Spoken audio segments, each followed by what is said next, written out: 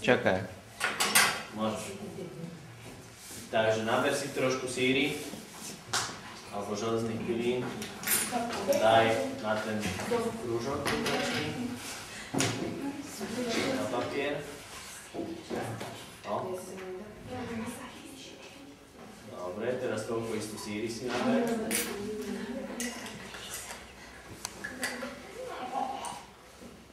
S tou lyžičkou, čiže takú práškovú. Dobre, daj. No, môžeš. Tak. Skúš trošku pomiešať. No, dobre. A teraz oddiel to železo od tej síry pomocou magnetu. Zdvihni si to.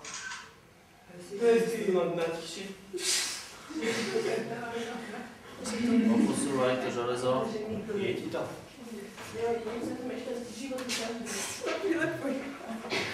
Skúsime posunúť.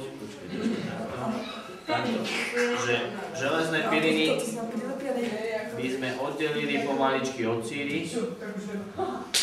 Čiže síru by sme, síra keďže není magnetická, by sme ju mohli zosypať a tie železné piliny by sa nám sústredili na to magnete, tak by sa to dalo oddeliť. Dobre? Teraz to dáme do tej skúmalky.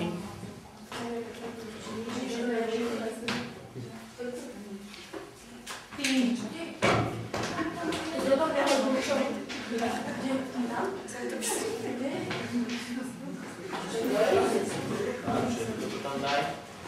Dobre. Zadal sa káhaň. Teraz bude reakcia síry a železa.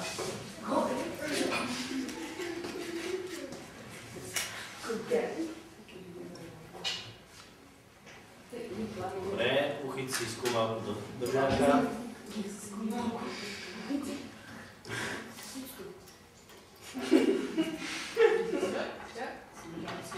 Poriadne to tam uchyť až nakoniec. Dobre, začne zohrievať.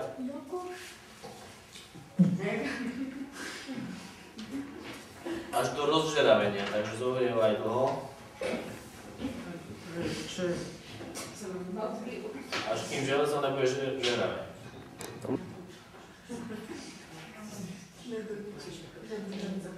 V podstate železo sa rozžeraví a síra sa roztopí, čiže vznikne zo železa a síry sulfid železný.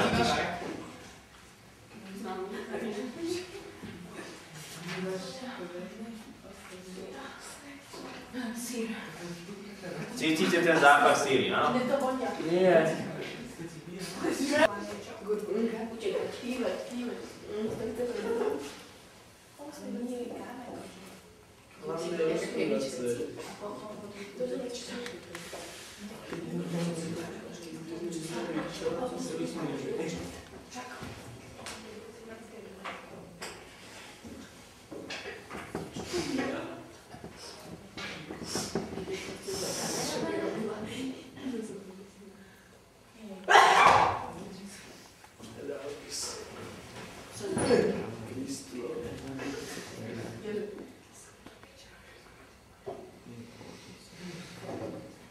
To nebude náhodou? Prosím? No. Je to stará babka z tej skáče. Dobre, odlož skúmalku. No a skáha, necháme ju vychladnúť. Potom ho rozbijem. Ja chcem! Čo to spraví? Kryjte sa! To bude vietať. Čak stav na to. Trocha potom tu chvíľu. Dobre. Čiže tuto vznikol sulfid železnatý. A skúsime, či to železo bude reagovať na ten magnet.